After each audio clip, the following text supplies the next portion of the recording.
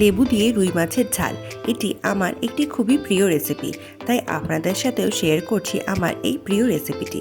এর জন্য প্রথমে রুই মাছকে একটু লবণ হলুদ দিয়ে ভালো মতো মাখিয়ে তা কড়া করে ভেজে নিতে হবে। রুই মাছটা ভালো মতো ভাজা হয়ে গেলে একটা বাসনে তুলে রাখবেন। এরপর কড়াইয়ে যে তেলটা আছে তাতে একটু টমেটো কুচি দিয়ে কিছুক্ষণ ভালো মতো নেড়েচেড়ে নিতে হবে।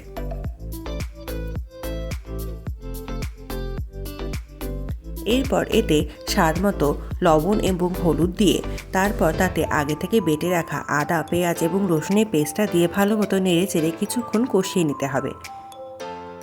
এরপর তাতে পরিমাণ মতো জল দিয়ে ভালো করে নেড়েচেড়ে 5 থেকে 7 মিনিটের মতো এই মশলাটাকে একটু ফুটিয়ে নিতে হবে। এরপর তাতে আগে থেকে ভেজে রাখা রুই মাছগুলো একে একে দিয়ে দিতে হবে। রুই মাছগুলো দেওয়ার পরে একে আরও 5 থেকে 7 মিনিট ভালো মতো ফুটিয়ে নিতে হবে। তাতে সমস্ত মশলা রুই মাছের মধ্যে ভালো মতো বিদ্ধ হয়ে যাবে এবং জলটাও অনেকটা পরিমাণ শুকিয়ে আসবে। এরপর জলটা যখন অনেকটা শুকিয়ে যাবে তারপরেই আপনারা ভাববেন যে ব্যাস রেডি। এরপর তাতে একটু লেবু চিপে দিয়ে দিলেই আমাদের রুই মাছের লেবু দিয়ে ঝাল রেডি। আপনারাও বাড়িতে এইভাবে একবার বানিয়ে দেখবেন। আশা করছি আপনাদের এই রেসিপিটি ভালো লাগবে। ধন্যবাদ আমার ভিডিওটি দেখার জন্য।